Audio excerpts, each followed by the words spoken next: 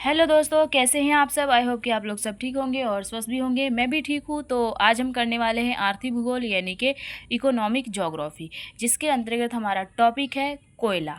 ठीक है, हम कोयले के बारे में जानने वाले हैं यानी कि कोक के बारे में जानने वाले हैं।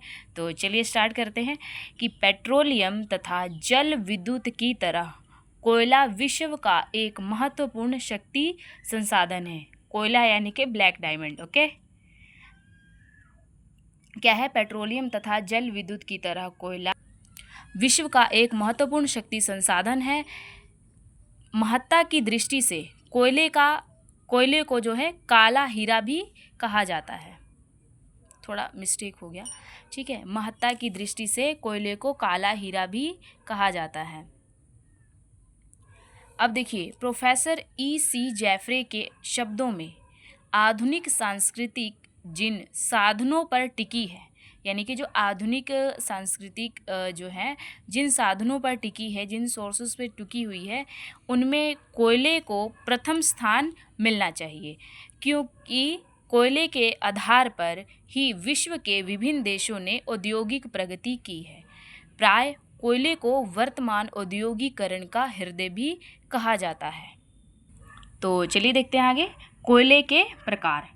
कोयले में उपस्थित कार्बन की मात्रा की विभिन्नता के आधार पर उसमें निम्नलिखित 4 चरणों में रखा गया है, यानी कि कार्बन की मात्रा किस चीज़ में ज़्यादा है, किस में कम है, यानी इसी आधार पर 4 भागों में इसको डिवाइड कर दिया है।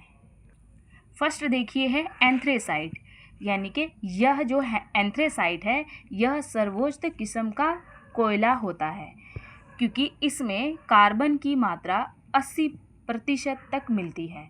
इसको जलाने पर ताप अधिक तथा धुआं कम होता है, क्योंकि इसमें धुआं कम हो रहा है, इसीलिए ये क्या है, अच्छा है। सन 2008 में विश्व के कुल कोयला संचित भंडारों में एंथ्रेसाइट का योगदान केवल 9% का है। सेकंड है बिटुमिन्स। इस प्रकार के कोयले में कार्बन की मात्रा 60% से 80% तक होती है। कोकिंग कोल, स्टीम कोल तथा गैस कोल बिटुमिन्स कोयले के ही प्रकार हैं। ठीक है, कोकिंग कोल, स्टीम कोल, गैस कोल और जो बिटुमिन्स हैं, ये क्या है, ये सभी किसके हैं प्रकार? बिटुमिन्स के ही प्रकार हैं। ध्यान में रखिएगा, कोकिंग, स्टीम और गैस। ठीक है, और इसको जलाने पर इसमें कुछ मात्रा धुएं की निकलती है तथा अवशेष के रूप में कुछ राख भी बच जाती है।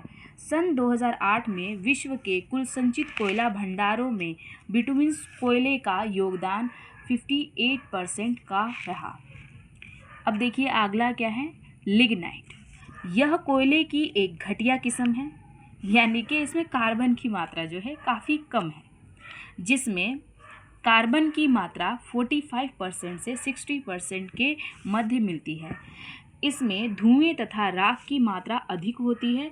इसका प्रयोग प्रायः तापीय विद्युत बनाने में किया जाता है।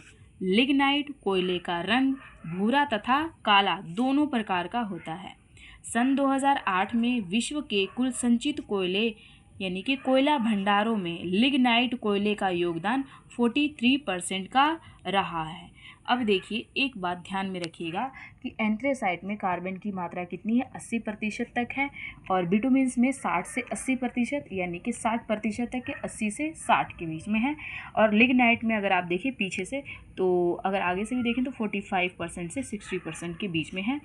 अब देखिए पीट। अगला क्या है हमारा टॉपिक, पीट, यानी कि इसमें फर्स्ट हमने पढ़ा एंथ्रेसाइट, सेकंड है बिटुमिन्स, थर्ड है हमारा लिग्नाइट, फोर्थ है हमारा पीट। यह सबसे घटिया किस्म का कोयला है, जिसमें कार्बन की मात्रा 45% से भी कम है। ठीक है, तो वीडियो कैसी लगी कमेंट बॉक्स में ज़रूर बताएं। आशा है कि आप लोग को समझ में ज़रूर आया होगा। तो नहीं भी आया है तो आप एक बार ज़रूर वीडियो को दोबारा देखिए, 100% आपको समझ में आएगा। ठीक है, तो मिलते हैं नेक्स्ट वीडियो में। नेक्स्ट वीडियो में हम करने वाले हैं पेट्रोलियम। ठीक है, तो बने रहिएगा।